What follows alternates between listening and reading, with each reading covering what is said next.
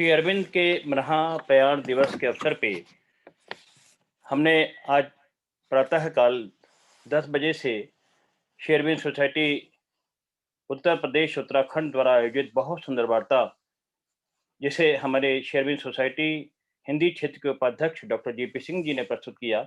आप सुल्तानपुर शाखा से हैं और इसी श्रृंखला में हम ये जो 5 दिसंबर से 9 दिसंबर तक वार्तामाला क्रम होगा, सावित्री के आलोक में मानव अभिप्सा और भागवत कृपा, इसका आयोजन कर रहे हैं, हिंदी क्षेत्र कर रहा है और उसमें विशेष भूमिका हमारे दूसरे उपाध्यक्ष हिंदी क्षेत्र के माननीय मनोज शर्मा जी की है। इससे पूर्व कि हम आगे बढ़ें, एक बहुत सुंदर वीडियो आज के दिवस के अवसर पे इंदौर शाखा द्वारा बनाया गया है। हम चाहते हैं कि सबसे पहले उस वीडियो को हम सब देख सकें, ताकि और स्थिर और एकाग्र और दृढ़ प्रतिज्ञ और श्रद्धावान होकर के हम वार्ता को सुन सकें। तो सबसे पहले वो वीडियो वार्ता से पहले जिसे इंदौर शाखा ने बनाया है और आज सुबह हम सबने देखा।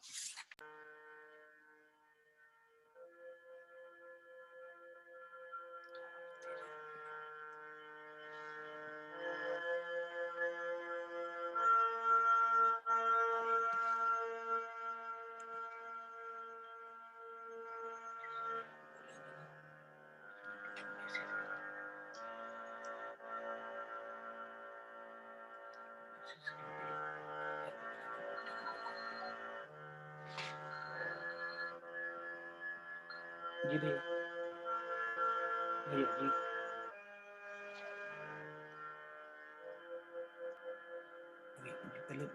अभी अभी हम लोगों ने इस अवसर पे इंदौर शाखा द्वारा तैयार किया गया बहुत सुंदर वीडियो देखा।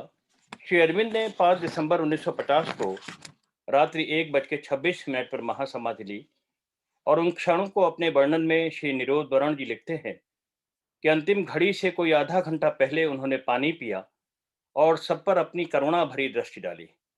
उस दृष्टि में सबकी सेवाओं के प्रति मान की भावना थी। इसके बाद ही उन्होंने अंतिम डुबकी लगा ली। तब भी हमको संदेह नहीं हुआ कि यही वह दिन है जिस दिन सत्यवान की मृत्यु होना निश्चित है। This was the day when Satyavan must die. पूरे 111 घंटे तक उनके शरीर से दिव्य ज्योति की प्रभा बनी रही। 9 दिसंबर को उनकी दिव्य देह को महासमाधि दी गई। श्री मां ने 7 सितंबर को अपने एक संदेश में बताया कि जब तक श्री अरविंद का कार्य पूरा ना हो, वे पृथ्वी की चेतना में ही रहेंगे। श्री माता जी ने 14 दिसंबर के एक संदेश में कहा, श्री अरविंद के लिए दुखी होना श्री अरविंद का अपमान करना है। श्री अरविंद हम लोगों के साथ साथ हैं, पहले की तरह सजीव और सचेतन, पहले से अधिक जागृत। वे सदा हमारे साथ हैं। जो कुछ हम अनुभव कर रहे हैं, सबकी दृष्टि के रूप में इस महात्याग का वर्णन वे हमारे लिए करते गए।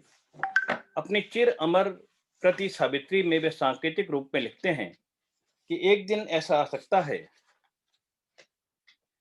जब यह अकेली खड़ी होगी संसार के और अपने संकट के भयावह तट पर, संसार के भविष्य को अपने एकाकी वक्ष पर धारण करती हुई। श्री अरविंद के समस्त जीवन दर्शन का रसपूर्ण निचोड़ है उनके द्वारा रचित यह महाकाव्य सावित्री। 49 सर्गों और 12 पर्वों में प्रस्तुत 24,000 पंक्तियों का अमर महाकाव्य। श्री अरविंद ने सावित्री महाकाव्य के पर्व 8 को मृत्यु का पर्व शीर्षक दिया। वास्तव में सावित्री मृत्यु पर अमृत की विजय की गाथा कहती है। सावित्री की साधना ही श्री अरविंद श्री मां की साधना का ब्लूप्रिंट है। अपने गहनतम अर्थ में सावित्री श्री अरविंद और श्री मां के प्रगतिशील जीवन का उद्घाटन भी है। यहाँ एक विशेष बात है कि सावित्री का सर्जन योग साधना का परिणाम था और इसका स्वाध्याय भी योग साधना है। यही श्री अरविंद द्वारा दी गई जगत को महाप्रसादी है, अमृत प्रसादी है। श्री अरविंद के दिव्य देह त्याग के दिवस पर श्री अरविंद सोसाइटी हिंदी क्षेत्र द्वारा आज 5 दिसंबर से 9 दिसंबर तक प्रतिदिन इस प्रसादी का रसपान एक वंदनीय प्रयास है। मैं इससे पूर्व कि आपको इस दिव्य प्रसादी के आनंद में डुबोने वाले वक्ता का परिचय दूं, सावित्री महाकाव्य के विषय में सुमित्रानंदन पंत की पंक्तियां प्रस्तुत करना चाहता हूं। सुमित्रानंदन पंत लिखते हैं कि श्री अरविंद की सर्वाधिक महत्वपूर्ण कृति सावित्री महाकाव्य है, जिसमें उन्होंने अपने समस्त दर्शन के योगामृत को प्रकाश और सौंदर्य के कलश में भरकर विश्व को अमर भेंट के रूप में प्रदान किया है। सावित्री और सत्यवान की सामान्य सी पौराणिक कथा को उन्होंने अपनी भागवत चेतना का अमृत पिलाकर अमृतत्व में परिणत कर दिया। सावित्री श्री अरविंद की अंतः चैतन्य की स्फटिक शुभ्र वाणी का भागवत प्रसाद है और मंदिर है। वह ज्ञान शक्ति तथा चैतन्य का आनंद सिंधु है। तो बहुत सुंदर पंक्तियां अभी हमने देखी, ये सुमित्रानंदन पंत ने जो सावित्री के संबंध में कही। सावित्री महाकाव्य पर आज 5 दिसंबर से 9 दिसंबर तक सावित्री के आलोक में मानव अभिप्सा और भागवत कृपा वार्तामाला प्रस्तुत करने के लिए आज हमारे बीच में विद्वान वक्ता डॉक्टर निरुपम रोहतगी जी हैं। आपके व्यक्तित्व में विज्ञान और आध्यात्म का अद्भुत समन्वय है। आप जयपुर में डिपार्टमेंट ऑफ मैकेनिकल इंजीनियरिंग में भौतिक शास्त्र के प्रोफेसर हैं। साथ ही साथ श्री अरविंद के परम साधक, तत्ववेत्ता और Shri Aurobindo society Rajasthan state committee के वाइस चेयरमैन भी हैं। माननीय वक्ता डॉक्टर निरुपम रोहतगी जी बहुमुखी प्रतिभा के धनी हैं।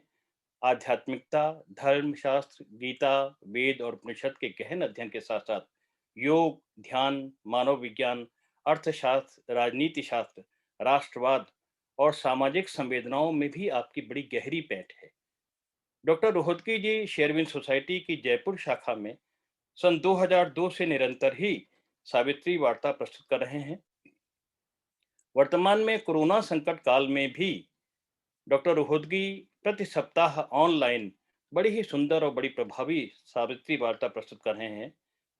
अपने विद्यार्थियों के प्रिय और आदर्श, तकनीक और विज्ञान में दक्ष डॉक्टर रोहतगी युवाओं को सावित्री महाकाव्य से परिचित कराने के लिए यूट्यूब चैनल, फेसबुक पेज और वेबसाइट का भी संचालन कर रहे हैं।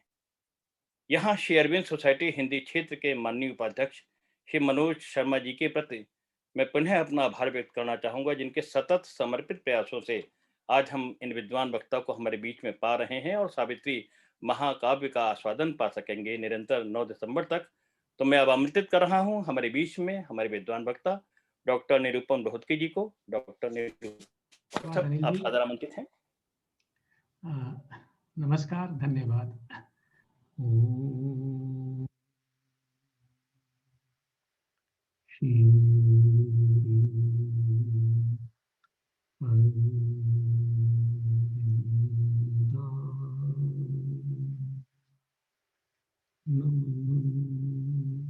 सावित्री के आज के सत्र में आप सभी का स्वागत है। मैं सबसे पहले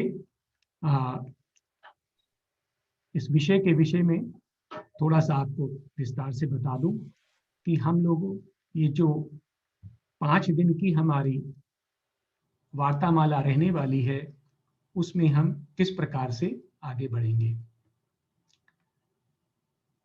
तो इस वार्ता को मैंने 3 सेक्शंस में बांटा है। सबसे पहले हम सावित्री के विषय में चर्चा करेंगे, उसकी महानता के विषय में, उसकी विशिष्टता, उसकी प्रासंगिकता और उसका स्ट्रक्चर क्या है, उसके विषय में हम कुछ चर्चा करेंगे। इसके पश्चात हम एक और विषय लेंगे जो एक बहुत महत्वपूर्ण विषय है, human aspiration, limitations and the solution. अर्थात ये सावित्री हमारे साथ किस प्रकार जुड़ती है। हम जानते हैं कि मनुष्य की जो अभीप्साएं हैं, अज्ञान से प्रकाश की ओर उसकी अभीप्सा, फ्रीडम की ओर और मृत्यु से अमरता की ओर जो उसकी चाह है, वो अनंत काल से चली आ रही है। परंतु मनुष्य उस पर किसी भी प्रकार से अपना वर्चस्व या आधिपत्य स्थापित नहीं कर पा रहा है। उसके पीछे जो मुख्य कारण है वो क्या है, हम उसको जानने का प्रयास करेंगे। वस्तुतः मनुष्य जिस शक्ति से अपनी समस्याओं को सुलझाने का प्रयास कर रहा है, जैसे वह अपने मन से अपनी समस्याओं का समाधान खोज रहा है, तो हम देखेंगे कि यह मन से संभव नहीं है। और इस अंश में हम यह भी देखेंगे कि यदि मनुष्य को अपनी समस्याओं पर विजय पाना है तो उसके पास समाधान क्या है। उसके पास दो समाधान हैं। एक तो ये कि वह आत्म साक्षात्कार करे, और दूसरा, जब तक उसे आत्म साक्षात्कार नहीं होता है तब तक उसे किसी गुरु या किसी स्क्रिप्चर्स की, किसी शास्त्र की आवश्यकता रहेगी। तो इस प्रकार से सावित्री हमारे लिए आवश्यक हो जाती है, क्योंकि जब तक हम अपनी आत्मा से साक्षात्कार नहीं प्राप्त कर लेते तब तक सावित्री हमारे समक्ष एक गुरु के समान है, एक मंत्र के समान है, जो हमें अपनी आध्यात्मिक यात्रा पर आगे ले जा सकती है। ये जो दोनों अंश हैं, ये हमारी वार्ता में आज के अंश रहेंगे। और इसके पश्चात तीसरा अंश जो है, सावित्री ज्योति परस्य है, अर्थात ये जो परम सत्ता से जो ज्योति हमें प्राप्त हुई है उसके विषय में हम मनन करेंगे। और इस अंश में हम सावित्री की पंक्तियों को लेते हुए उसमें क्या गुह्य ज्ञान है और हमारे लिए क्या मार्गदर्शन है उसको हम जानेंगे। तो इस प्रकार से यह जो हमारी 5 दिन का जो सावित्री की माला है, उसमें आज के दिन हम पहले 2 विषय लेकर आगे बढ़ेंगे, और जो तीसरा विषय है वो कल के पश्चात बाकी 4 दिन हम उस पर विशेष रूप से ध्यान देंगे। अब इसके पश्चात सावित्री के विषय में मैं कुछ चर्चा करना चाहूंगा कि सावित्री की महानता क्या है। तो सावित्री को यदि कुछ ही पंक्तियों में डिस्क्राइब करना हो तो मैं कह सकता हूं कि जो सावित्री है यह एक महान, भव्य और नए युग का आरंभ है। It is a beginning of a new, greater and magnificent age. और सावित्री में ही एक पंक्ति आती है, the united to begin a greater age. तो हम एक प्रकार से कह सकते हैं कि सावित्री एक नए युग की उद्घोषणा कर रही है, उसका प्रादुर्भाव कर रही है। इसके साथ साथ सावित्री को एक और रूप में देखा जा सकता है कि सावित्री इस धरा पर दिव्य जीवन की घोषणा कर रही है। Savitri is a declaration of divine life upon earth. हम जानते हैं कि मनुष्य के समक्ष अभी तक जितने भी दर्शन रखे गए हैं वे सभी कहते हैं कि परिपूर्णता इस धरा पर संभव नहीं है, और परिपूर्णता को पाने के लिए मनुष्य को इस धरा का त्याग कर स्वर्ग में जाना होगा। श्री अरविंद इस तथ्य को अस्वीकार करते हैं। वे कहते हैं कि परिपूर्णता ना केवल इस धरा पर संभव है, अपितु इस सकल सृष्टि का एकमात्र उद्देश्य है। इस धरा पर परिपूर्णता को चरितार्थ करना ही इस सृष्टि का उद्देश्य है।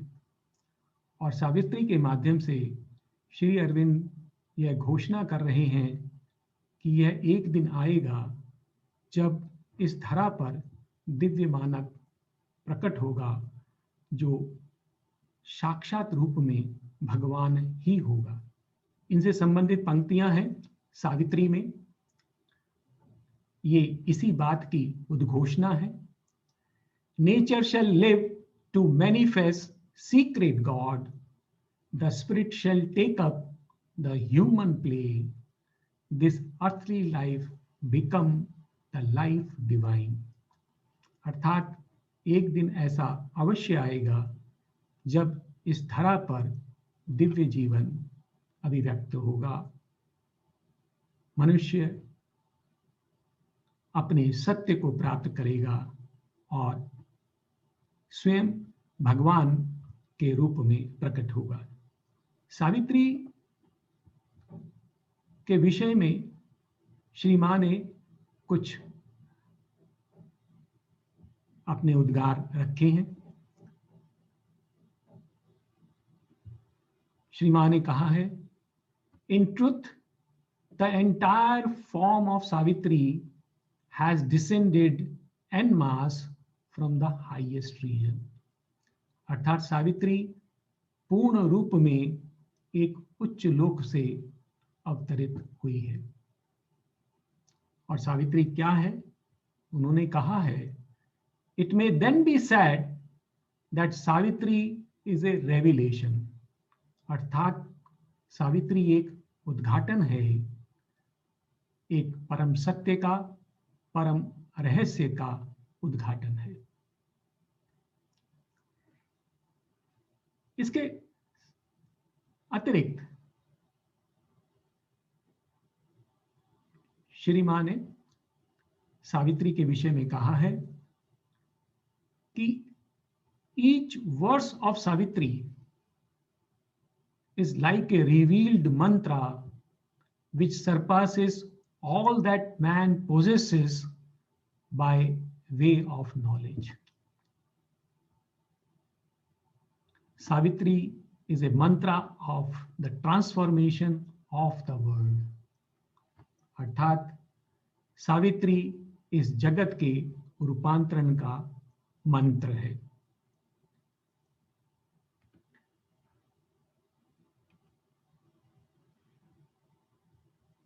इसके साथ श्री मां ने यह भी बताया है सावित्री के विषय में कि सावित्री एक दिव्य गुरु के समान है।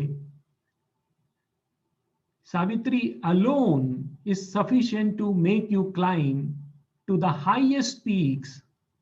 For him who wishes to follow this path, it is a concrete help, as though the Lord himself were taking you by the hand and leading you to the destined goal। अर्थात सावित्री का ध्यान करना, उससे जुड़ना एक प्रकार से ऐसा है जैसे भगवान स्वयं हमें अपने हाथ में लेकर हमें हमारी भविष्य की ओर, हमारी नियति की ओर ले जा रहे हैं। तो ये कुछ पंक्तियां थी जो श्री मां ने सावित्री के बारे में कही हैं। इसके अतिरिक्त भी और बहुत कुछ कहा है, परंतु मैं यहाँ पर संक्षेप में केवल कुछ पंक्तियां आपके सामने रख रहा हूं। सावित्री का मूल संदेश क्या है? सावित्री का मूल संदेश है कि इस धरा पर दिव्य जीवन अभिव्यक्त करना भागवत संकल्प है, इट्स डिवाइन विल। और यह कार्य प्रकृति कर रही है प्रकृति का यह उद्देश्य है। और ये जो धरा है, इसकी जो गति है वो उत्तरोत्तर विकास की गति है, अर्थ इज इवोल्यूशनरी। और हम जानते हैं कि इस तथ्य में कोई संशय नहीं है। अब तो संपूर्ण विज्ञान जगत भी यह स्वीकार करता है कि यह धरा निरंतर विकास कर रही है। यद्यपि कई बार ऐसा प्रतीत होता है कि मनुष्य के स्तर पर पहुंचने के पश्चात यह विकास कुछ ठहर गया है, परंतु विज्ञान यह स्वीकार करता है कि यद्यपि अभी बाह्य रूप से विकास नहीं हो रहा है, परंतु मनुष्य के मन का विकास अभी भी चल रहा है। अर्थात यह विकास की गति निरंतर चल रही है।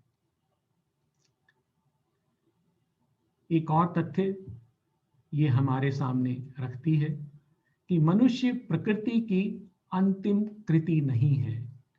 अर्थात यह मान लेना कि मनुष्य के पश्चात और कोई श्रेष्ठ जाति यहाँ पर प्रकट नहीं होगी, यह मात्र एक भ्रम है। सावित्री इस बात की घोषणा कर रही है कि मनुष्य जो है वो एक अंतिम रचना नहीं है। और मनुष्य की रचना के पश्चात यह जो प्रकृति है वह दिव्य मानव को प्रकट करने के लिए कार्य कर रही है। तो सावित्री हमें स्पष्ट रूप से यह बता रही हैं कि मनुष्य के पश्चात किस सत्ता की अथवा किस जीव की उत्पत्ति होने वाली है। यहाँ पर दिव्य मानव प्रकट होगा। इस प्रकार इस धरा पर दिव्य जीवन अभिव्यक्त करना भागवत संकल्प है और यह प्रकृति का उद्देश्य है। अर्थात यह जो विकास चल रहा है ये मनुष्य के उत्पन्न होने से पहले और मनुष्य के सहयोग या उसके तटस्थ रहते हुए भी यह कार्य चलता रहता है। इसी प्रकार से सावित्री में कुछ और विषय हैं जो हमसे संबंधित हैं, उनके विषय में भी हम देख लेते हैं। सावित्री यह घोषणा कर रही है कि इस सृष्टि में केवल एक दृष्टि जगत, जो दृष्टिगत जगत है, केवल वही नहीं है। अर्थात मृत्यु लोक ही केवल एक लोक नहीं है। जो जगत हमें दिखाई देता है उसके पीछे और उसके ऊपर अनेक लोक हैं। अपितु ये सभी लोक हमारी इंद्रियों से परे हैं और इन सब लोकों का वर्णन सावित्री में पर्व 2 the traveller of the worlds में विस्तार से इनका वर्णन किया गया है। इसके साथ साथ सावित्री मनुष्य की संरचना के विषय में विस्तार से हमें बताती है कि वर्तमान मनुष्य की क्या सीमाएं हैं, उसमें गोपित शक्तियां कौन सी हैं, उसका वैभवशाली भविष्य क्या है और चैत्य पुरुष और आत्मा क्या है, इसके विषय में सावित्री हमें विस्तार से बताती है। इसके अतिरिक्त सावित्री हमें नियति, फेट, पीड़ा अर्थात पेन और मृत्यु, इनके सत्य और इनकी आवश्यकता के विषय में भी बताती है। ये हमारे समक्ष योग के जो विभिन्न चरण हैं, जो आयाम हैं, उनको स्पष्ट करती है और सावित्री हमें दिव्य जीवन की ओर बढ़ने के लिए अपनी आध्यात्मिक यात्रा पर बढ़ने के लिए एक सबसे सरल और समर्थ और सबसे त्वरित मार्ग अर्थात समर्पण के मार्ग का भी वर्णन करती है। तो इस प्रकार से सावित्री का यह विस्तार है, उसका मूल संदेश है।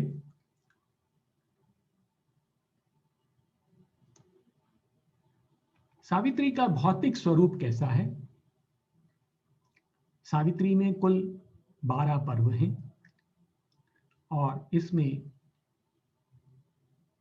49 सर्ग हैं।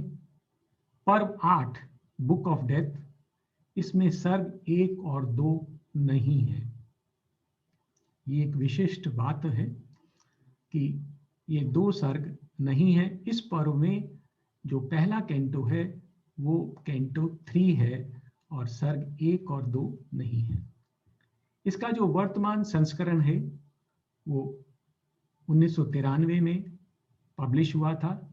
इसमें कुल 724 पृष्ठ हैं, 23,856 पंक्तियां हैं और कुल सावित्री में जो शब्द हैं वो 1,80,615 शब्द हैं।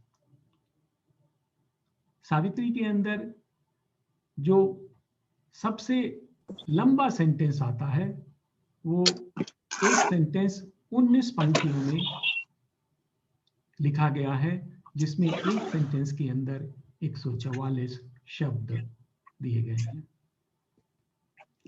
तो ये उसका कुछ भौतिक स्वरूप है। सावित्री के विषय में मैं कुछ और अपने विचार रखना चाहूंगा कि सावित्री जो है एक त्रिस्तरीय महाकाव्य है। 3 स्तर क्यों? हो सकता है इसके और भी स्तर हों, लेकिन ये 3 स्तर मुझे स्पष्ट दिखाई देते हैं।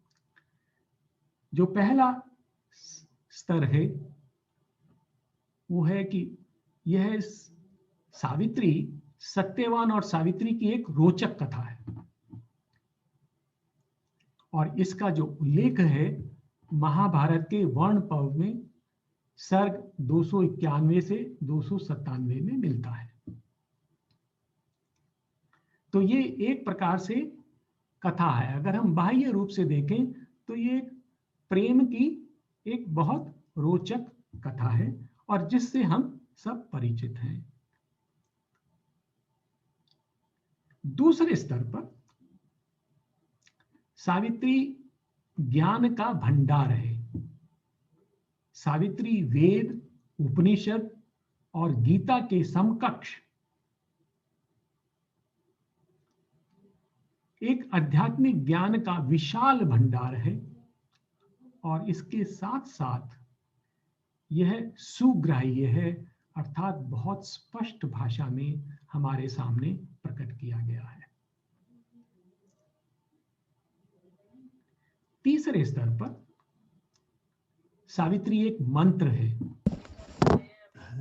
और यह जगत के रूपांतरण का मंत्र है, अर्थात इसके मनन से, ध्यान से रूपांतरण की जो गति है वह तीव्र होती है, उसको प्राप्त करने में सहायता मिलती है।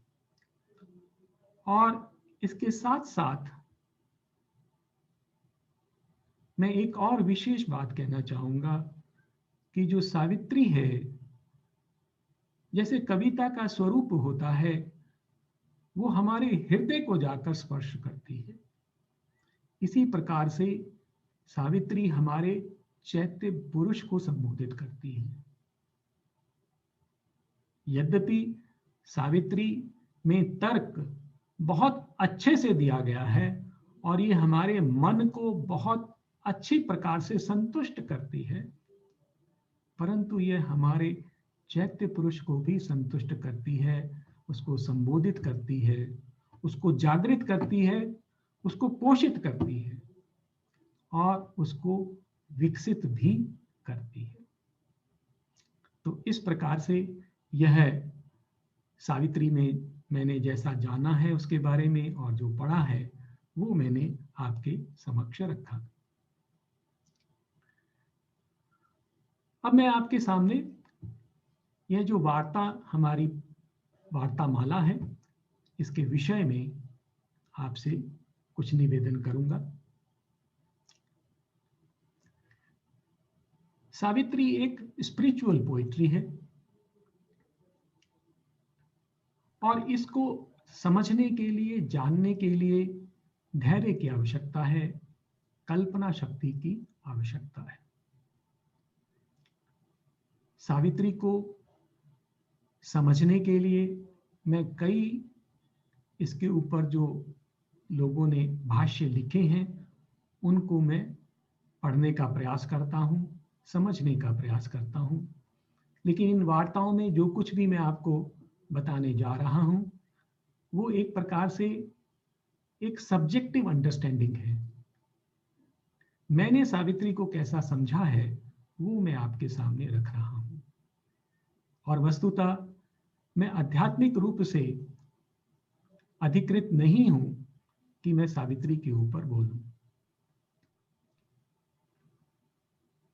और मैं ऐसा भी कोई क्लेम नहीं करता हूं कि जो एक्सप्लेनेशन मैं आपके सामने रखने वाला हूं सावित्री की वो अपने आप में पूर्ण होंगी या अंतिम होंगी। ऐसा संभव है कि जिन पंक्तियों का मैं जो अर्थ आपके सामने रखूंगा हो सकता है उससे गहरा अर्थ उसमें छिपा हुआ हो और आपको कहीं और से पढ़ने पर उसमें और गहराई प्राप्त हो। तो इस प्रकार से ये जो वार्ताएं हैं, ये जो वार्ता माला है, इसका उद्देश्य यह नहीं है कि मैं आपको सावित्री समझा दूं, अपितु मेरा उद्देश्य ये है कि सावित्री में आपकी रुचि उत्पन्न हो जाए। और यदि आपको कहीं कोई संशय हो, जो भी मैं आपके सामने इसका वर्णन कर रहा हूं, जो भी अर्थ आपके सामने रखता हूं, यदि आपको कहीं ऐसा लगे कि यह पंक्तियों से मेल नहीं खा रहा है तो मेरा एक सजेशन है, मेरा एक सुझाव है कि आप जो ओरिजिनल टेक्स्ट है उसको पढ़ें, बार बार पढ़ें और एक उसका अपना अर्थ निकालें। ये अवश्य नहीं है कि जो मैं अर्थ आपके सामने रखूं वही इसका अर्थ हो, क्योंकि जैसा मैंने जाना है कि कविता जो है वो मल्टी डायमेंशनल होती है और श्री अरविंद की लिखी हुई उनकी प्रतिभा हम जानते हैं। तो ऐसा भी हो सकता है कि सावित्री अलग अलग व्यक्ति को अलग अलग स्पर्श करे, क्योंकि हम किस चेतना से सावित्री की ओर बढ़ रहे हैं उसी प्रकार से सावित्री हमारी ओर खुलती जाएगी। और इसलिए यह संभव है कि दो व्यक्तियों को सावित्री बिल्कुल अलग दिखे। तो इसलिए मेरा यही निवेदन है कि आप सावित्री को स्वयं पढ़ें, उसका मनन करें और उसमें जो आपके लायक है, जो आपको आकर्षित करता है, जो आपको आपका हाथ पकड़कर आपको आगे ले जाता है, आप उसको पकड़ें और आगे बढ़ें। एक और बात मैं सावित्री के विषय में कहना चाहूंगा कि सावित्री को पढ़ते समय हम कैसे आगे बढ़ें। सावित्री के विषय में ऐसा कह सकते हैं कि जो सावित्री वेदों, उपनिषद और गीता इन सभी के साथ सामंजस्य में है। अर्थात यदि हम वेदों को पढ़ रहे हैं, उपनिषदों को पढ़ रहे हैं, गीता को पढ़ रहे हैं, तो मैंने इतने वर्षों में सावित्री में और इनमें कहीं कोई अंतर्विरोध नहीं देखा है। अपितु मेरा मानना है कि सावित्री इसी दिव्य ज्ञान को जो इन हमारे महत्वपूर्ण ग्रंथों में है उनको एक और पग आगे ले जाती है। और इसके साथ साथ इसकी जो भाषा है, इंग्लिश भाषा होने के कारण यह काफी सुलभ भी हो जाती है। ऐसा भी हो सकता है कि सावित्री को पढ़ते समय आपको ऐसा अनुभव हो कि वो आपके जो मान्यताएं हैं उन पर कहीं चोट कर रही है, क्योंकि सावित्री का जो उद्देश्य है वो जगत का रूपांतरण है। और जगत के रूपांतरण का अर्थ है जो पुराना है उसको छोड़ना है और जो नया है उसको स्वीकार करना है। कई बार आपको ऐसा लगेगा कि ये आपकी मान्यताओं के विरुद्ध जा रही है और फिर हमें लगता है कि हम सावित्री से दूर हो रहे हैं। परंतु मेरा सुझाव ये है कि उस समय में सावित्री को रिजेक्ट किए बिना, आप सावित्री को रिजेक्ट ना करें, पेशेंट हो, धैर्य रखें और हमारे शास्त्रों पर, सावित्री पर श्रद्धा रखें और अपने को बदलने के लिए तैयार रहें। क्योंकि हमारे साथ क्या होता है कि जो कुछ भी हमारी मान्यताएं होती हैं उसके अनुसार हम अपना जीवन ढाल लेते हैं और वो हमारी मान्यताएं एक प्रकार से हमारे लिए बंधन भी बन जाती हैं और उनको छोड़ना हमारे लिए कठिन हो जाता है, क्योंकि वो हमारे जीवन को किसी प्रकार से चोट पहुंचाती हैं। जो हमारी व्यवस्था बन चुकी हैं उनके ऊपर कुछ चोट भी करती हैं। तो इसलिए हमें तैयार रहना चाहिए कि हम जो है नया सीखने के लिए और नया जानने के लिए, ये जो दिक्कत है ये आरंभ में ही आती है।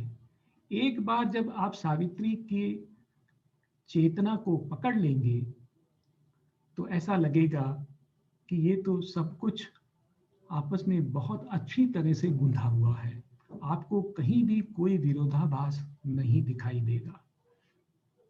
तो यह मेरा एक सुझाव है सावित्री की ओर बढ़ने के लिए। अब मैं आपके समक्ष एक दूसरा पक्ष रखूंगा और यह पक्ष बहुत विशेष है। यद्यपि इस अंश में मैं सावित्री के विषय में कम बात करूंगा, परंतु यह वो आधार है जो हमें सावित्री से जुड़ने में सहायता करेगा। क्योंकि सबसे पहले हमें ये जानना है कि सावित्री हमारे लिए किस प्रकार से लाभदायक हो सकती है। यदि सावित्री हमारे लिए लाभदायक नहीं है तो हमें इसकी कोई आवश्यकता नहीं है। और इस अंश में मैं आपके सामने जो बातें रख रहा हूं तो उसका जो निष्कर्ष है वो यही निकलता है अंत में जाकर कि सावित्री के अतिरिक्त हमारे पास और कोई सहारा नहीं है। तो हम इस पे थोड़ा सा ध्यान दें। इसमें थोड़ा साइंटिफिक इनपुट भी रहेगा, तो हम देखें क्या है। तो हम सबसे पहले ये देखते हैं कि मनुष्य जो है, मनुष्य जाति असंतुष्ट है। यदि हम अपनी वस्तु स्थिति से, जो हमारा जगत है, जो हमारा समाज है, जो हमारा जीवन है, उससे यदि हम संतुष्ट हैं तो हमें सावित्री की आवश्यकता नहीं है। परंतु हम जानते हैं कि मनुष्य ने तर्क बुद्धि के ऊपर एक वर्चस्व स्थापित किया है। पिछले 200 वर्षों में यदि हम देखें तो विज्ञान ने बहुत प्रगति की है और उसने एक ऐसा जगत बनाया है जो बहुत ही विशाल है और जटिल है। ये हमें चारों ओर दिखाई देता है, परंतु इतना सब करने के पश्चात भी यह जो रचना है जो मनुष्य ने बनाई है, यह हमें संतुष्ट नहीं कर पाती है। यह जो विशाल और भोग विलास पर आधारित जगत है, सिस्टम है, द जिजैंटिक एंड हिडोनिस्टिक सिस्टम, ये हमें किसी भी प्रकार से संतुष्ट नहीं कर पा रहा है। और हम देख रहे हैं कि मनुष्य के समक्ष कुछ ऐसी समस्याएं हैं जो बनी हुई हैं। मनुष्य की जो वस्तु स्थिति है वो भ्रमित है, ही इज कंफ्यूज्ड। हमारे समक्ष पेन की, रोग की, मृत्यु की ये समस्याएं बनी हुई हैं। मनुष्य भ्रमित है, वो चकित है। He does not know the meaning of the word. उसे इस जगत का अर्थ नहीं पता है कि इस जगत का उद्देश्य क्या है।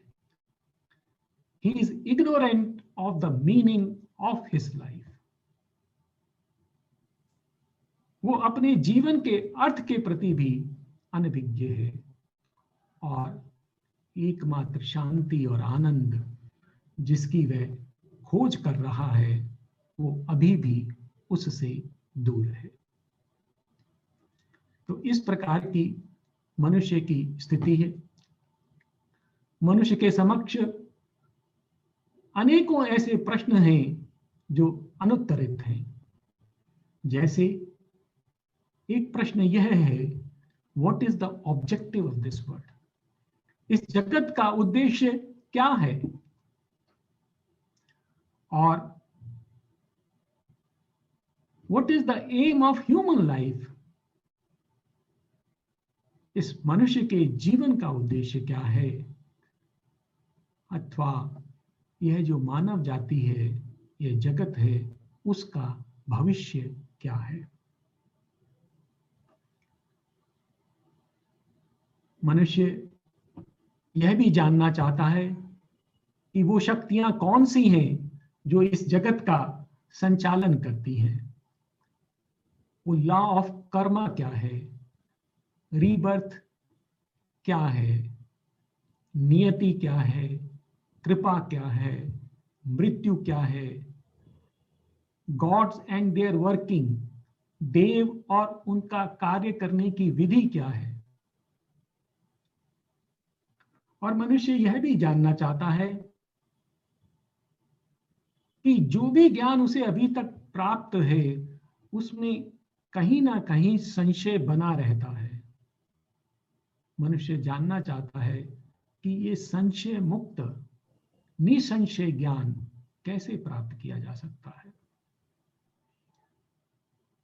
मनुष्य जानना चाहता है कि मोक्ष क्या है और वो जानना चाहता है कि मुक्ति का सबसे सरल, सुगम और त्वरित मार्ग कौन सा है। तो हम देख रहे हैं कि मनुष्य के समक्ष कई प्रश्न हैं और इन प्रश्नों को श्री अरविंद ने अपने शब्दों में बड़े सुंदर ढंग से सजोया है। ह्यूमन एस्पिरेशन, मनुष्य की अभीप्सा क्या है? तो मनुष्य क्या खोज रहा है? Man is seeking God, light, freedom and immortality. तो इस प्रकार से मनुष्य इस पूर्णत्व को खोज रहा है। श्री अरविंद के शब्दों में, the earlier preoccupation of man in his awakened thoughts, his inevitable and the ultimate preoccupation for it survives the longest period of skepticism and returns after every banishment, is also the highest which his thought can envisage. It manifests itself in divination of Godhead, the impulse towards perfection, the search after pure truth and unmixed bliss, the sense of a secret immortality. Today we see a humanity satiated but not satisfied. The earliest formula of wisdom promises to be its last: God, light, freedom, immortality. संक्षेप में कि मनुष्य आदि काल से भगवान को, प्रकाश को, स्वतंत्रता को और अमरता को खोज रहा है।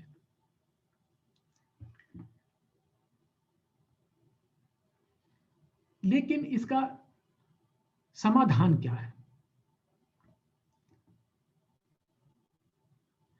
The solution does not lie with human mind. अर्थात यदि मनुष्य अपने मन से इन समस्याओं का समाधान करने का प्रयास करता है या अपनी अभीप्साओं को फलीभूत करने का प्रयास करता है, तो वो देखता है कि वो बार बार असफल ही रहता है। श्री अरविंद के शब्दों में, the mind is an instrument of ignorance, अर्थात यह जो मन है उससे यह समाधान प्राप्त नहीं किया जा सकता है।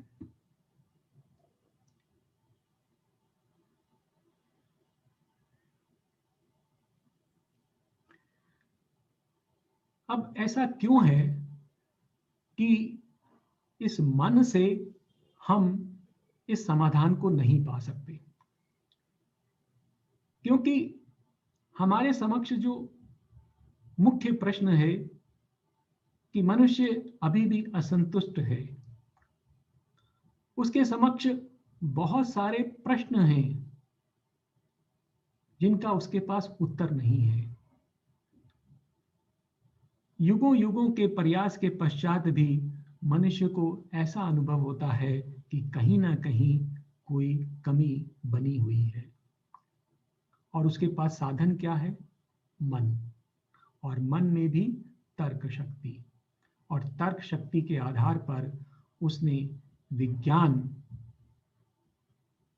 का डेवलपमेंट किया और उससे इस जगत की में जो नई नई रचनाएं की, परंतु फिर भी उसको संतुष्टि नहीं मिल रही है। तो इसका कारण क्या है? और यदि हमें मन से वो समाधान नहीं मिल सकते तो हमें वो समाधान कैसे प्राप्त होंगे? तो हम देखते हैं, मैं आपके समक्ष ये विषय रख रहा हूं कि ये जो मनुष्य का जो मन है वो लिमिटेड है, वो सीमित मन है, और उससे यह ज्ञान प्राप्त नहीं किया जा सकता। क्यों? हम जानने की कोशिश करते हैं कि मनुष्य किस प्रकार से ज्ञान को प्राप्त करता है। इस जगत के कई स्तर हैं और उनको जानने के उपाय हैं। जो पहला स्तर है वो दृष्टिगत जगत है, जड़ जगत, जिसे हम देखते हैं अपनी आंखों से, और उसे हमें हमारे पास जानने का जो उपाय है वो इंद्रियां हैं। इंद्रियों से हम उस जगत को देखते हैं और फिर उसके बारे में अपनी धारणा बनाते हैं। इंद्रियों के आधार पर हम अपना दिन प्रतिदिन का कार्य करते हैं। हम इस जगत में वस्तुओं को देखते हैं, अनेक प्रकार की ध्वनियों को सुनते हैं, स्पर्श करते हैं और हम अपनी दैनिक चर्या पूर्ण करते हैं। परंतु इस दृष्टिगत जगत के पीछे एक और जड़ जगत है जिसको हम कह सकते हैं अदृश्य जड़ जगत। वो ऐसा जगत है जो कि हमें इन इंद्रियों से नहीं दिखाई देता है, लेकिन उसको देखने के लिए हम इंद्रियों का और उपकरणों का सहारा ले सकते हैं। तो उदाहरण के लिए,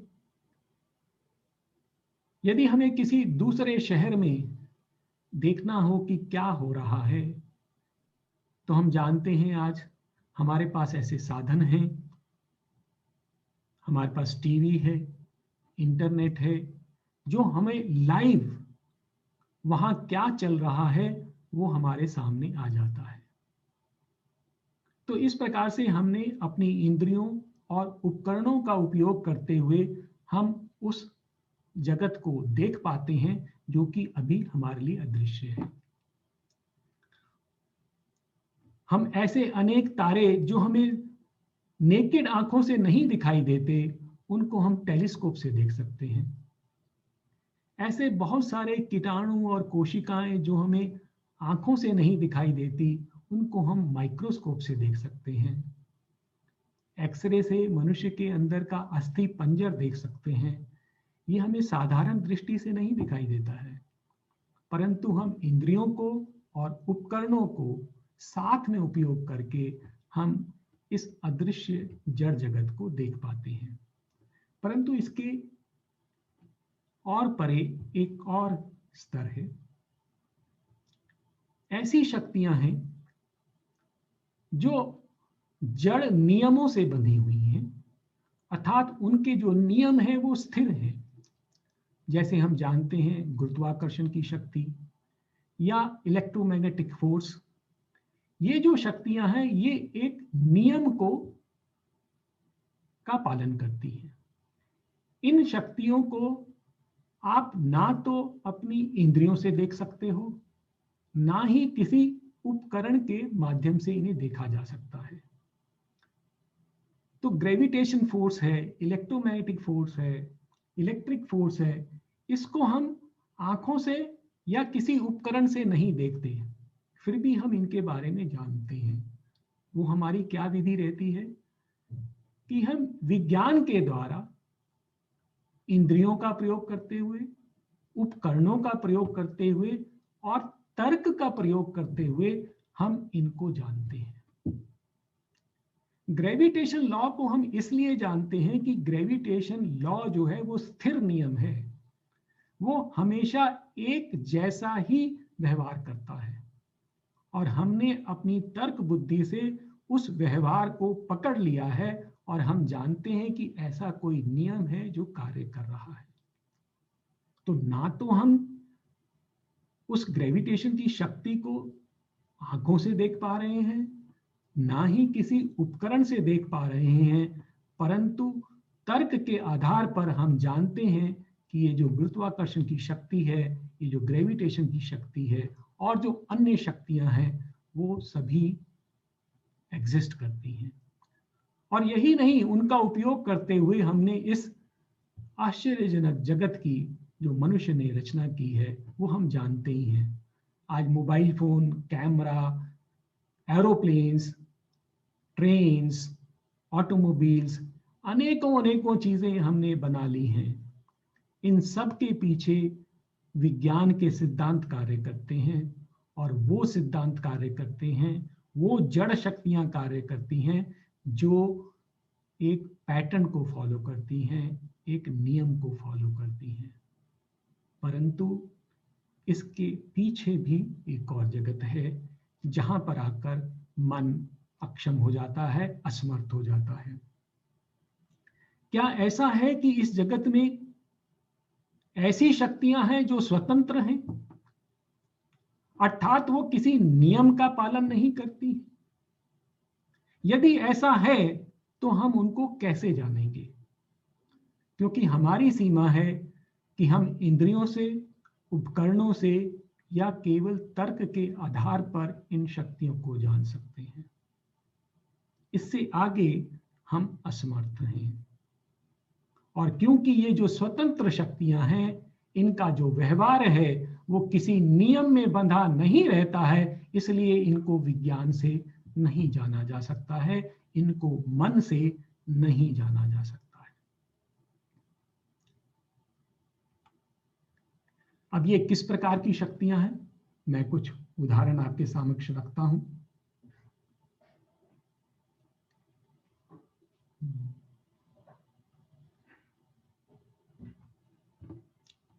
लॉ ऑफ कर्मा, कर्म का सिद्धांत, देव, कृपा शक्ति, आत्म संकल्प, हमारी आत्मा का संकल्प, भागवत संकल्प, ये ऐसी शक्तियां हैं जो किसी सिद्धांत से नहीं बंधी हुई हैं।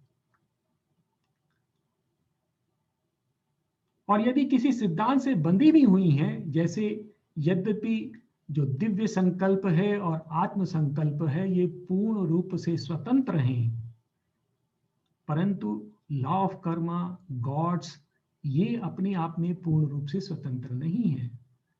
परंतु जड़ जगत पर जो इनका प्रभाव पड़ता है, जड़ जगत पर जो इनका प्रभाव पड़ता है वो किसी भौतिक नियम का पालन नहीं करता, उसमें कोई स्थिर नियम नहीं है, और इसलिए इन शक्तियों को तार्किक मन से नहीं जाना जा सकता। इसलिए लॉ ऑफ कर्मा, गॉड्स, इनको हम अपने मन से नहीं जान सकते। यही बात जो है श्री अरविंद के अफोरिज्म्स हैं उसमें भी आती है। One can not know the word through reason. ये हमें अच्छी तरह से समझ लेना चाहिए कि इस जगत को तर्क बुद्धि से नहीं जाना जा सकता। श्री अरविंद कहते हैं, What men call knowledge is the reasoned acceptance of false appearance.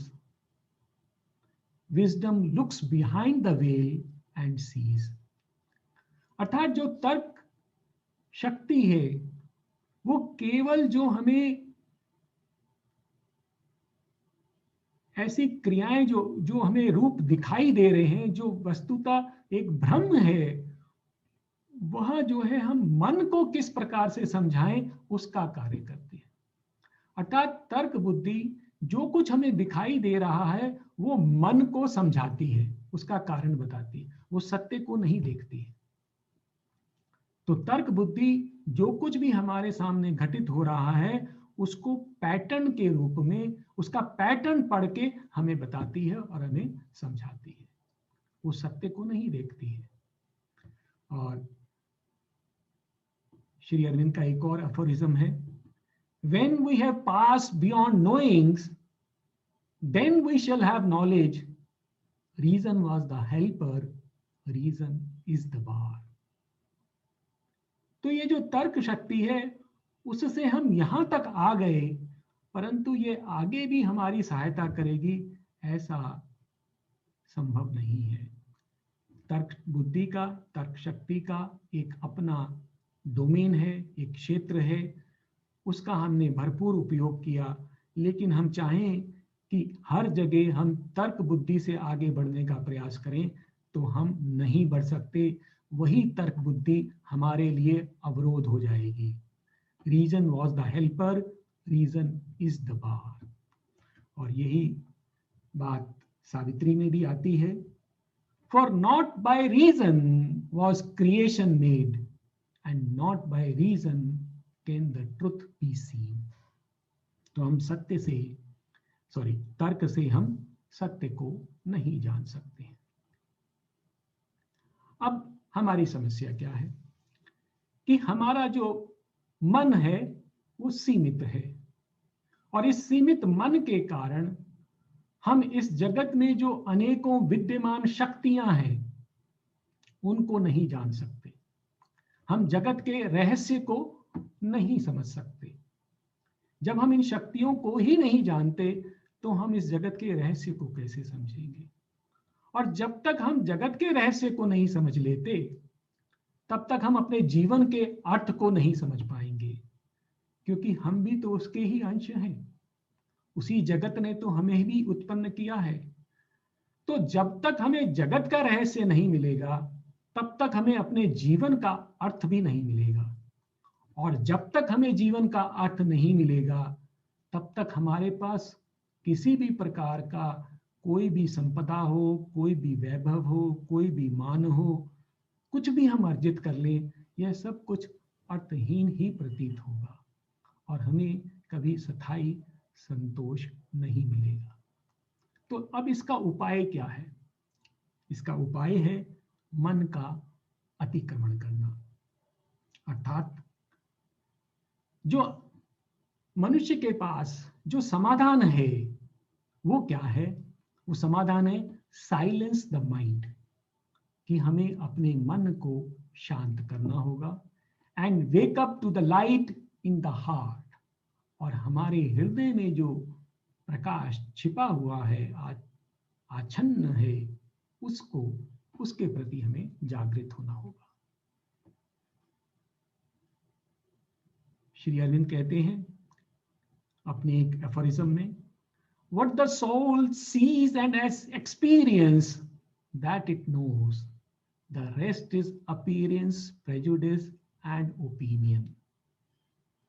अर्थात जो कुछ भी आत्मा से नहीं देखा गया है, जाना गया है, वह सब कुछ एक भ्रम है, एक मान्यता है, वो सत्य नहीं है। तो श्री अरविंद हमें ऐसा बता रहे हैं। और लेकिन अब हमारी समस्या क्या है कि जब तक हमें ये आत्म साक्षात्कार नहीं हो जाता, तब तक हम क्या करें? If man is unable to transgress his mind, अगर वो अपने मन को शांत नहीं कर सकता, अपनी आत्मा को नहीं पा पाता, जो कि लगभग हम सभी की वही स्थिति है, तो हमारे पास समाधान क्या है? Then the immediate solution available to us is to turn to someone who knows the truth।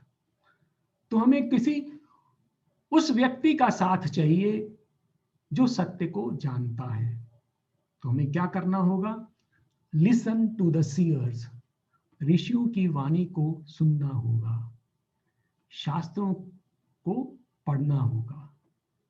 और यह जो ज्ञान है जो मैंने अभी आपके सामने रखा, ये मात्र एक श्लोक के अंदर, यजुर्वेद के अंदर बहुत सुंदर ढंग से हमारे सामने रखा गया है।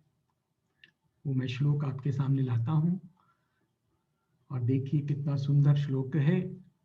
और ये हजारों वर्ष पूर्व हमारे ऋषियों ने हमें दिया है। जहां विज्ञान आज पहुंच रहा है, उसके विषय में हजारों वर्ष पूर्व हमारे शास्त्र क्या कहते हैं?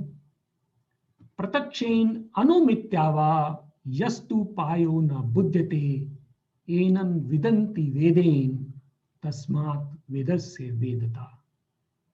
अर्थात प्रत्यक्ष अथवा अनुमान द्वारा जिस तत्व का ज्ञान प्राप्त नहीं किया जा सकता, प्रत्यक्ष मतलब थ्रू द सेंसेस, अनुमान अर्थात तर्क, तो रीजन एंड सेंसेस के द्वारा जो ज्ञान प्राप्त नहीं किया जा सकता, यदि हम वो ज्ञान जानना चाहते हैं, एनन विदन्ति वेदेन, उनको वेदों के द्वारा ही जाना जा सकता है। तस्मात् वेदस्य वेदता, और वेदों की महानता ही यही है कि जो ज्ञान मनुष्य अपने मन से नहीं जान सकता, वह ज्ञान हमारे वेदों में है, वही ज्ञान हमारे उपनिषदों में है, वही हमारी गीता में है, और वही हमारी सावित्री में है।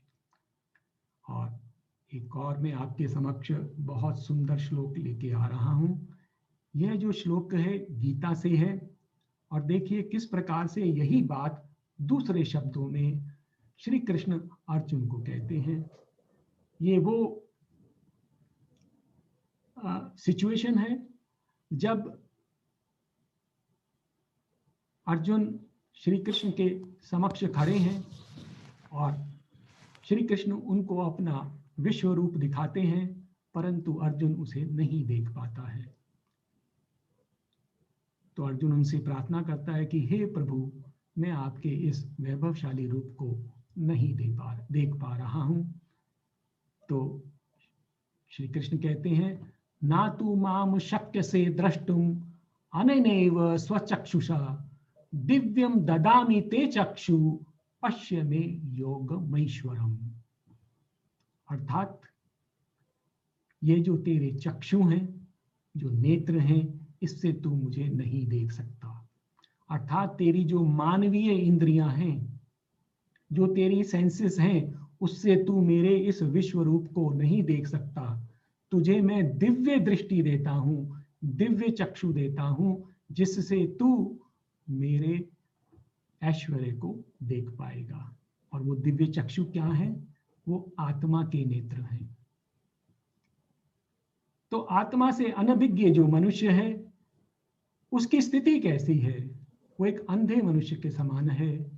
उसको एक सारथी चाहिए अथवा एक छड़ी चाहिए जो उसको साथ ले सके।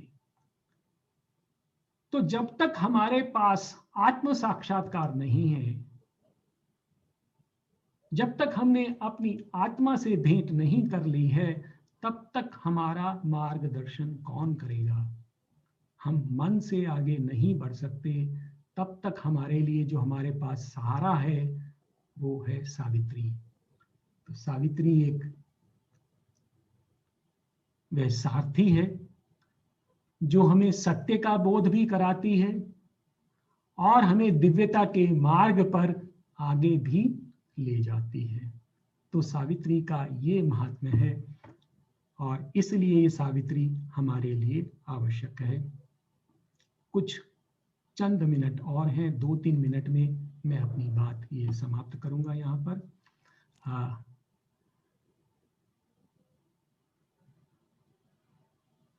यह सब कहने के पश्चात मैं आपसे यह कहना चाहूँगा कि सावित्री और कुछ नहीं, डिवाइन ग्रेस है, ये भागवत कृपा है।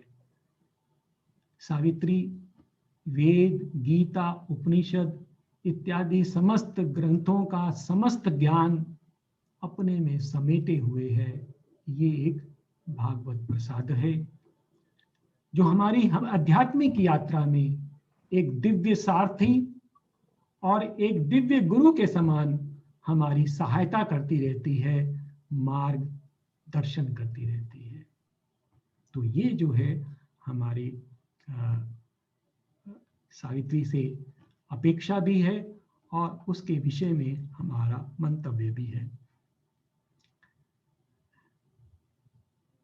तो एक बार मैं इसी विषय को समराइज कर देता हूं 2 मिनट में, कि जो मनुष्य की जो समस्याएं हैं उनका समाधान मन के द्वारा नहीं हो सकता और मन जो है वो अज्ञान का एक उपकरण है। Mind is an instrument of ignorance. और यदि हमें सत्य को जानना है तो सत्य को हम केवल आत्मा के द्वारा ही जान सकते हैं। और जब तक हमें आत्म साक्षात्कार नहीं होता तब तक हमें किसी सहारे की जरूरत है, हमें किसी गुरु की जरूरत है, हमें किसी सारथी की जरूरत है। और वो हमारे लिए वेद हो सकते हैं, गीता हो सकती है, उपनिषद हो सकती है, और वही हमारे लिए सावित्री है।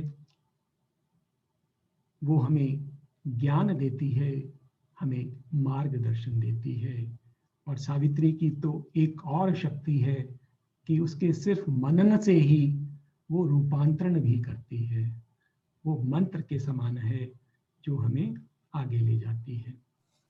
अंत में मैं सावित्री की कुछ पंक्तियां आपके सामने रखता हूं जो इसी संदेश को आपके सामने रखती हैं।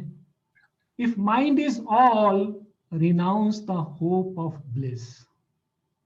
यदि मन ही सब कुछ है तो आनंद की आशा छोड़ दो।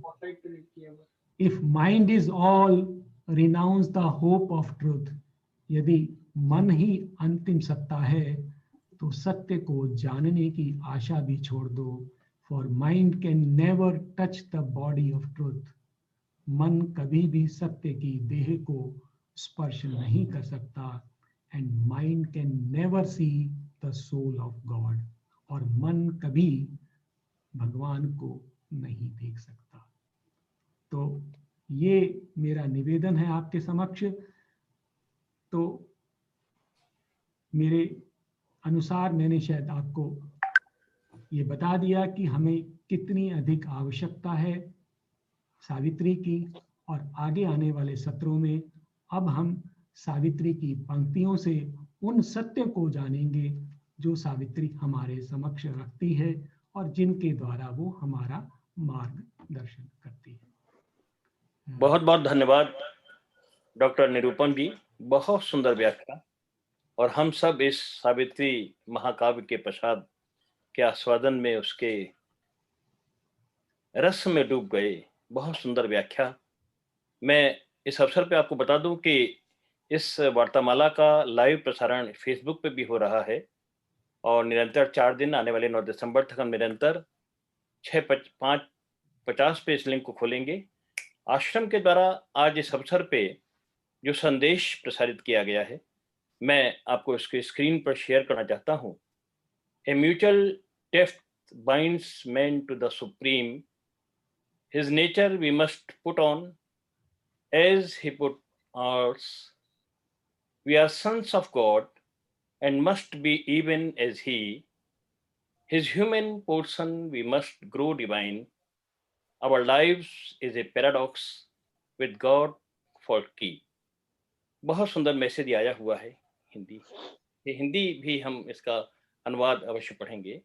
मैं इससे पूर्व कि अब हम क्योंकि हम पे समय कम है, 7:30 बजे हमारा लिंक समाप्त हो जाना है और हमारे बीच में शेरविन सोसाइटी हिंदी क्षेत्रीय समिति के उपाध्यक्ष माननीय श्री मनोज शर्मा जी उपस्थित हैं. मैं उनसे सादर अनुरोध करूंगा कि इस सावित्री रूपी भागीरथी को, इस गंगा को उतारने वाले भागीरथ वो हैं, उनके प्रयास ये हैं. उनसे सादर अनुरोध करूंगा कि हम सब की ओर से और अपने विचार, अपनी कृतज्ञता व्यक्त करने की कृपा करें. माननीय मनोज शर्मा जी. मेरी आवाज आ रही है आप सबको? जी सर, आ रही है सर, आ रही. भैया ने तो जो कहा उसको आप सब पहले तो अनसुना कर दें. सिवाय भगवती की कृपा के और कोई भागीरथ नहीं है. वो ही सब प्रेरणा देती है. आज मैं माताजी श्री अरविंद के श्री चरणों में अशेष कृतज्ञता ज्ञापित करता हूं कि उनकी प्रेरणा से हम ये सत्र का प्लान कर पाए और आज इसका अच्छे से अनिल भैया के माध्यम से दो डॉक्टर हैं, डॉक्टर अनिल हैं, डॉक्टर निरूपम जी हैं, ये सब बढ़िया तरीके से हुआ. डॉक्टर निरूपम जी की तो आज सब लोगों ने, जिन लोगों ने पहली बार सुना होगा उन्हें लगा ही होगा. माता जी के बहुत सुंदर शिशु हैं और बहुत व्यवस्थित एक इंजीनियर जिस तरीके से सब चीजों को करता है, तो वो इंजीनियरिंग में डॉक्टर है. डॉक्टर इंजीनियर का कॉम्बिनेशन तो आपने देखा ही है. बहुत मंत्रमुग्ध किया उन्होंने. और समय आज बहुत कम है. माता जी ने एक बार किसी प्रश्न के उत्तर में कहा था, किसी ने कहा था कि श्री अरविंद के देह त्याग के जो दिन है उसको हमको उसको किस तरह से लेना चाहिए. और श्री माता जी ने कहा था कि ये जो दिन है 5 तारीख से 9 तारीख तक का, इसको हम जो है वो मृत्यु के विषय में गहन चिंतन करके उसको हम इस रूप में ले सकते हैं. और कोशिश ये करना चाहिए कि इन 5 दिनों में 5 से 9 तारीख तक यथासंभव हम मौन रहें. तो ये 2 चीजें जो मदर ने बोली थी.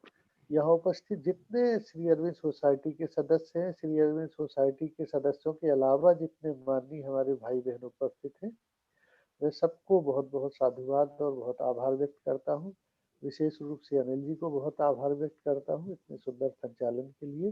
कल हम सब लोग यथासंभव 6 बजे के ठीक पहले होंगे. आज बहुत पहले से लिंक खुल गई थी, कल से ऐसा किया जाएगा. लगभग 5:50 पे हम लिंक खोलेंगे और आप लोग आइए और इसका हम लोग और आनंद लेंगे. और सबको एक बार बहुत बहुत आभार. श्री माँ के श्री चरणों में प्रणाम. ओवर टू अनिल भैया. मनोज जी जी बोलिए. एक सूचना दे दें कि लिंक सेम रहेगा. हाँ, लिंक ये अब आगामी 4 दिनों में जो है वो सेम रहेगा. कल हिंदी जोन में फिर से कर देंगे. इनफैक्ट मैंने तो उसी लिंक से आज का भी खोला था, तो आज का भी उसी से खुल गया था 777-573 जिसमें कोड है. भैया ने ये जो हिंदी वाला संदेश दिया है, उनकी आज्ञा हो तो मैं इसको पढ़ दूं? We are running out of time. जी भैया, जी भैया। श्री अरविंद के दिव्य शब्द हैं और बहुत सुंदर संदेश है। बांधता एक परस्पर ऋण मनुज को परम के साथ, प्रकृति उसकी करनी होगी धारण हमें, जैसे की है उसने हमारी। हम पुत्र हैं ईश्वर के और होगा बनना समकक्ष उसी के, उसके मानव अंश हमें बनना होगा दिव्य। जीवन हमारा है विरोधाभास एक, कुंजी जिसकी है भगवान। श्री अरविंद। इतना सुखद ये जो है आश्वासन है, और भगवती माँ का सहारा हम सब बच्चों के ऊपर है, तो हम जरूर उसको प्रयास जैसा करते रहेंगे, कर रहे हैं। अनिल भैया आगे का संपादन करें। बहुत बहुत धन्यवाद मनोज भैया। और इस वार्ता के बीच में हमारे बीच में माननीय सूर्य प्रताप राजावत जी, जो कि राजस्थान शेरविन सोसाइटी के सचिव हैं, उनका सावित्री के संबंध में कुछ पंक्तियां आई हैं, मैं उनको आपको स्क्रीन पे शेयर करके और हम सब इस आज की वार्तामाला क्रम का समापन मात्र ध्यान से करेंगे। आगामी 4 दिन का लिंक आपको पुनः आज प्रेषित कर दिया जाएगा, जैसा कि भैया ने बताया, और कल हम लोग समय पे आ सकेंगे।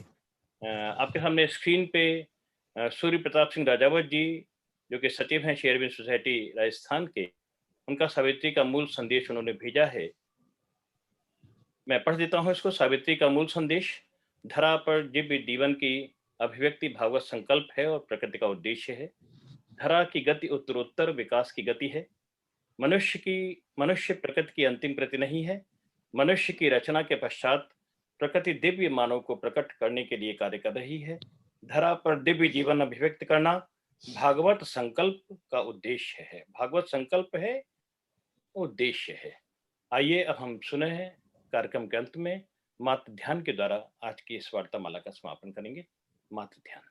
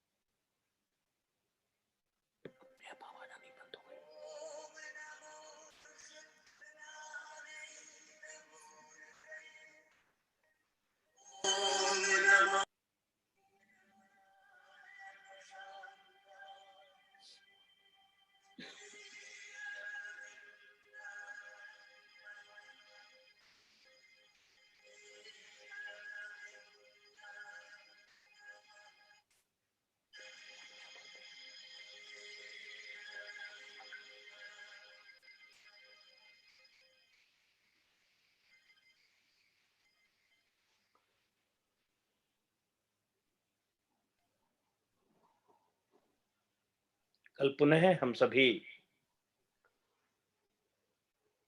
सावित्री महाकाव्य के इस आस्वादन के लिए उपस्थित होंगे। बहुत बहुत धन्यवाद।